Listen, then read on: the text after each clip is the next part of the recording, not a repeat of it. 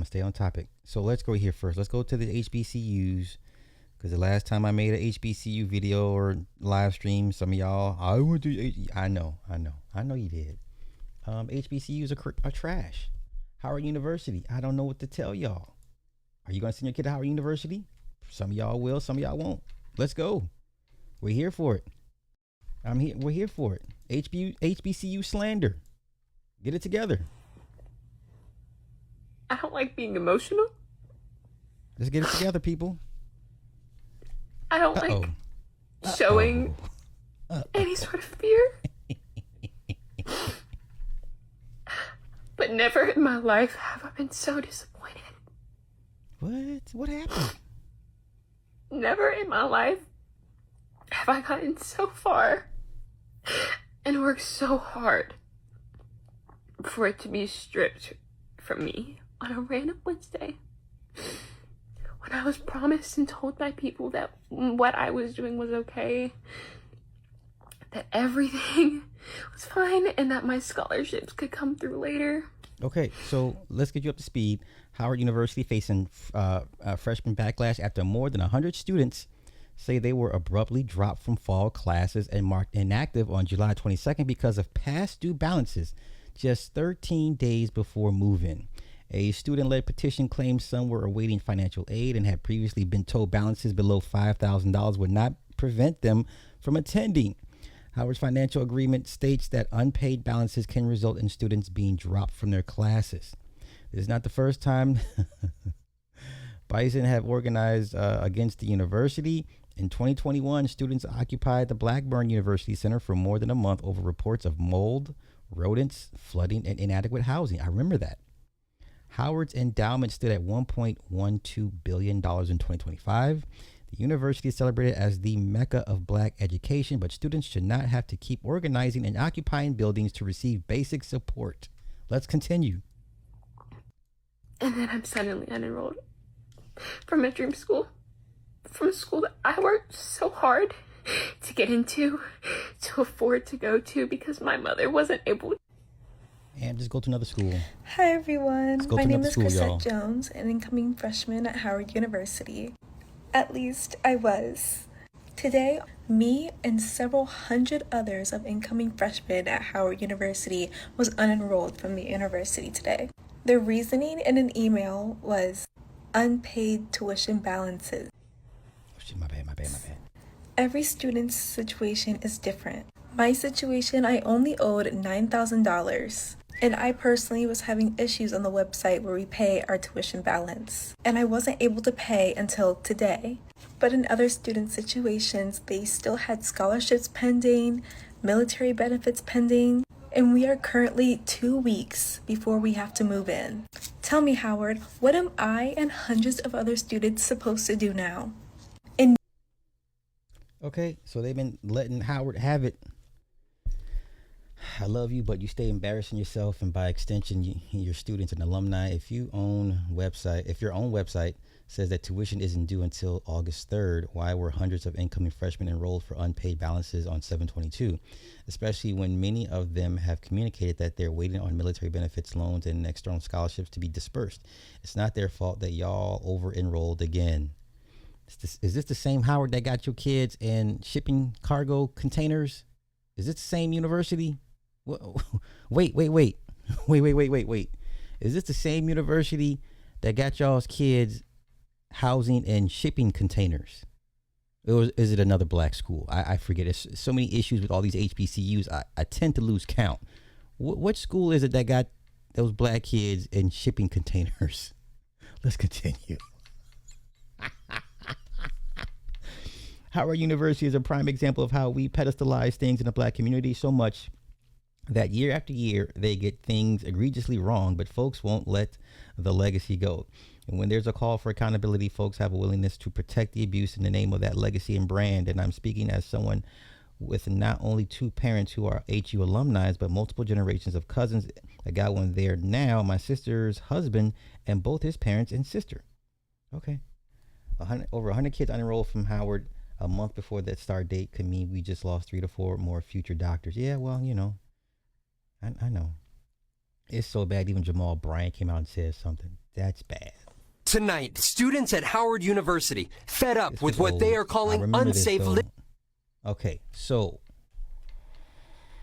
let's keep it going. Wait, because some of y'all got offended because y'all went to an HBCU, and I'm just like, don't get mad at me because I said not for my child. You do what you want with your child. Many me will not be going to no goddamn HBCU. Let's keep it going. I just got off the phone with Howard University and my contacts and my representatives there.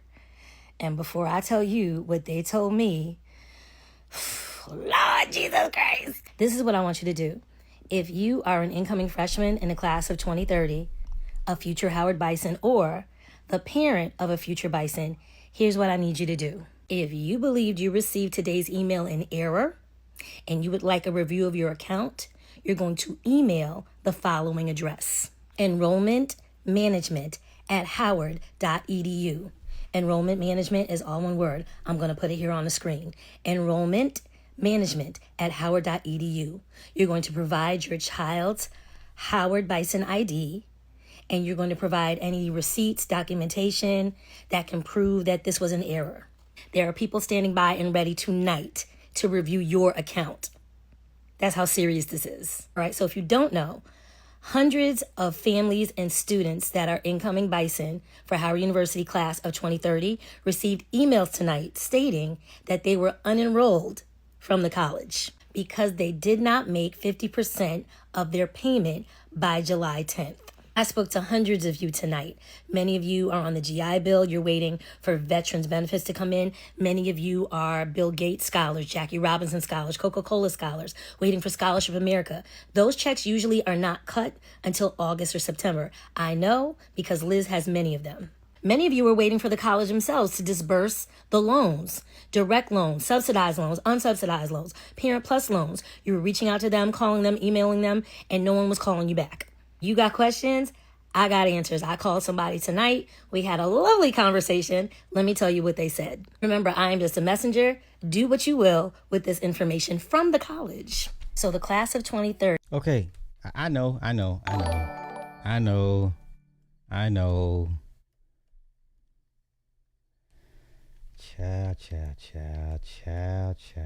Child. Why? This should not be happening, y'all.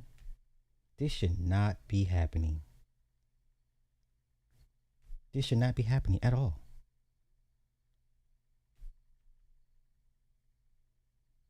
And it keeps happening.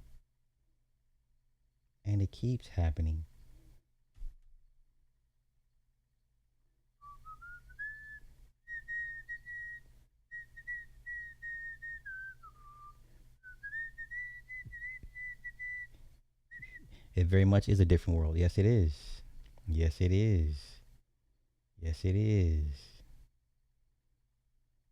But Sly, there's 20 other. I know there's 20 other HBC. I know. I hear what y'all saying. Let's go to your dream college, then finding out just weeks before school starts that you've been unenrolled.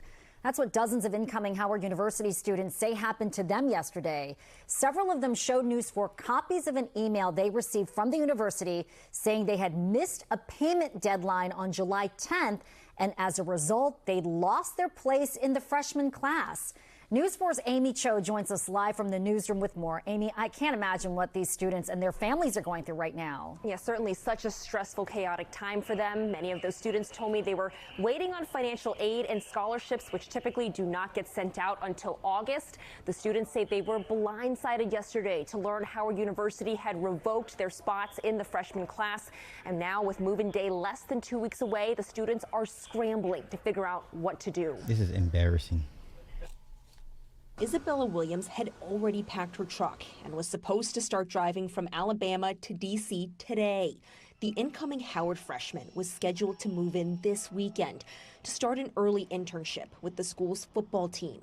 But yesterday, she got a letter saying she had missed a July 10th payment deadline and no longer had a spot at Howard. For us to suddenly be unenrolled from what is most of our dream schools is heartbreaking. It's confusing. Williams says she had scholarships to cover the rest of the balance and had sent documents to Howard informing them the money was coming in August. I put in so many hours, late nights to apply for scholarships to make sure that I could go to the school of my dreams comfortably, and to have that ripped away isn't fair. And she's not the only one. I repped them so hard.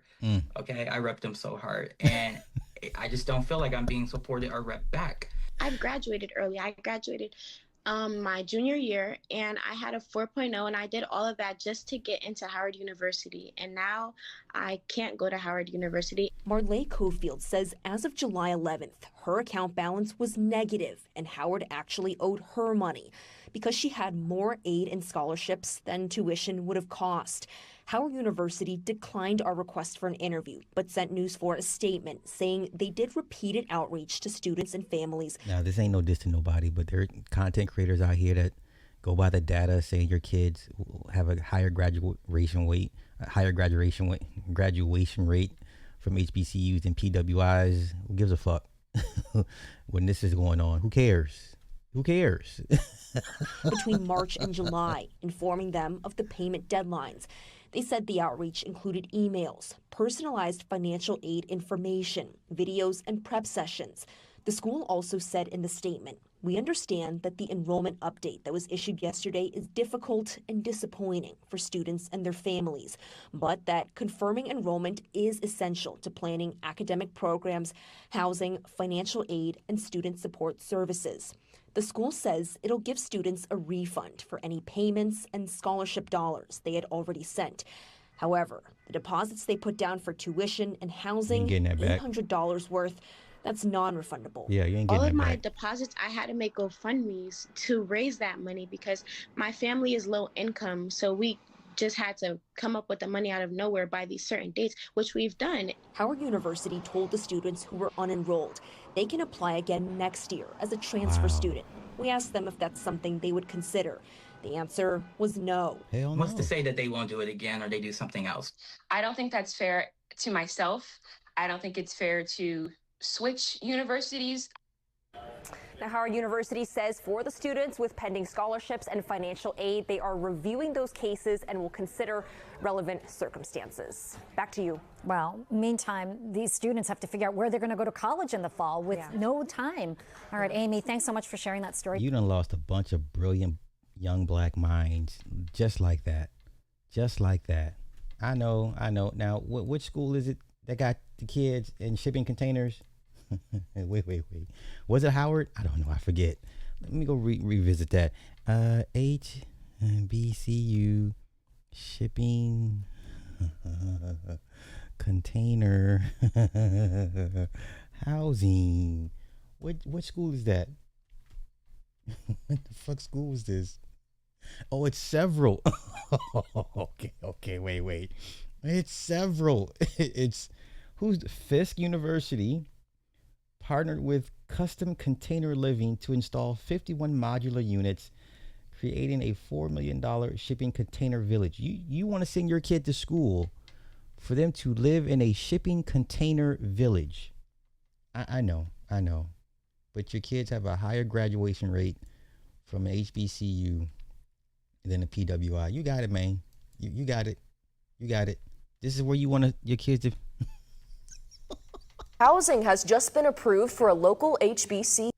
A new kind of housing has just been approved for a local HBCU. Good evening and thank you for joining us. I'm Brooke Buckner. And I'm Rolly Hoyt. The North Little Rock City Council voted tonight to allow Shorter College to bring in shipping containers that'll be converted into student housing. New tonight, T311's Catherine Rolly explains how the refitting provides fitting spaces for students.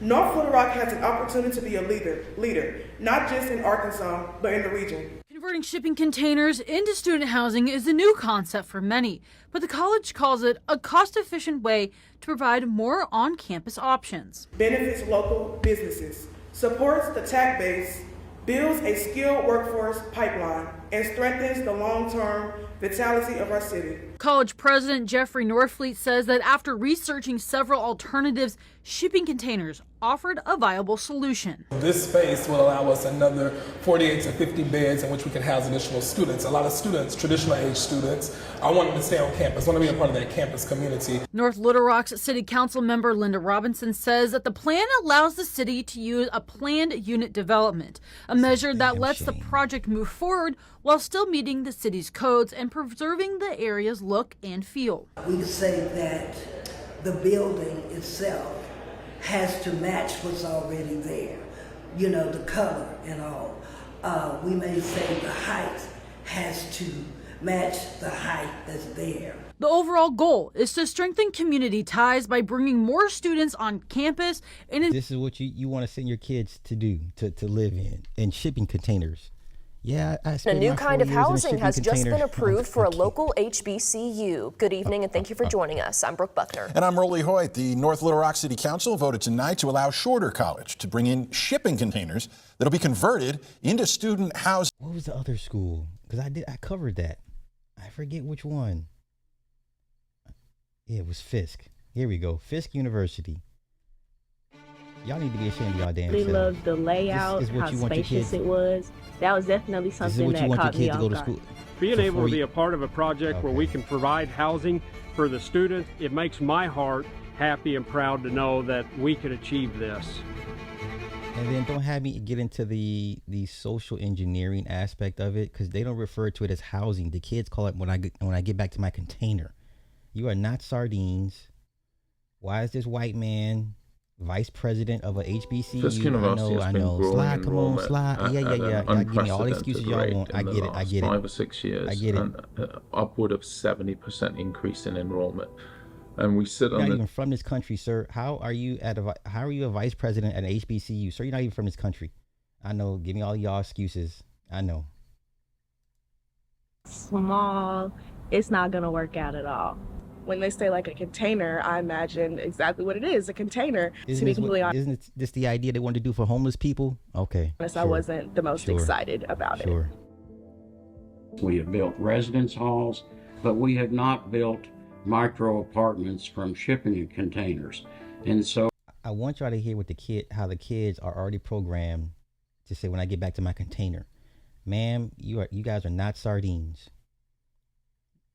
You deserve proper housing. This ain't it. I don't give a fuck what y'all say. I refuse to send my child, and I don't give a damn how furnished and cozy it is inside. You in a goddamn shipping container. This was an idea they proposed for homeless people, yes? It's pretty exhilarating. When I FaceTimed my mom, she was like, oh my gosh, like it's so nice. They're basically in an apartment. And when my friends came over, she was like, this is basically my apartment in a container. So I really loved the layout. No, this ain't it. How spacious it was. That was definitely something that caught me off guard. I really did think it was going to be small, but it's a really nice size. I feel like a lot of people from seeing them would think that it's really hot on the inside, but damn, you showed that they sure were living in shipping containers. Hell yeah, they sure were. At least my container is really cold. Like I'll be in a hoodie, some sweatpants, my blanket. So it really does hold the cold air really, really nicely. Once I learned about like tiny homes and container homes, I really liked them and wanted to live in them. So actually being able to live in a micro apartment senior year kind of solidified that I would live in a container home. So when I first got it, you know what? This may be cool for your child, and there's nothing wrong with that, but not mine. Okay? No. Now listen to how the programming is already set in her mind. Listen to how she refers. So when I first got into my container,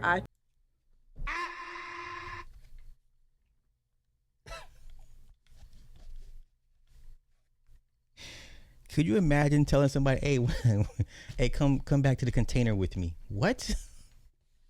You see how it's already being programmed in your children's heads that they don't even deserve the proper a term that proper housing term. You get reduced down to a container, sir. They're not food.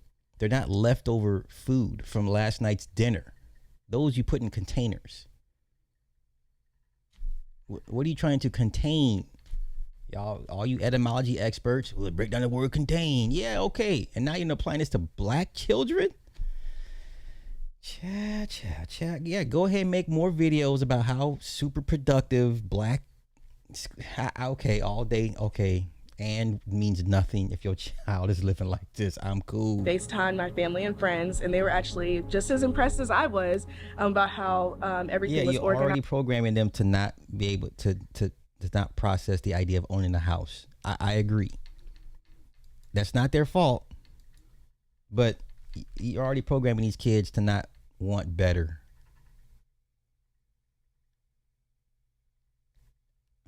Now, are the white kids? Are the PWIs going through this? Hell no. But you know what? I'll leave it at that. Make of it what you will. Oh no. Oh no. You guys are brutal. I just don't like this for it's the programming. Like this kid got enough low self-esteem as is. And now just adding further insult to injury. Like this ain't the way, man. But like I said, go ahead and run your data about all the false positives of sending your child. Hey, it's okay. What works for you okay. Not mine. We're talking shipping containers. We're talking shipping containers.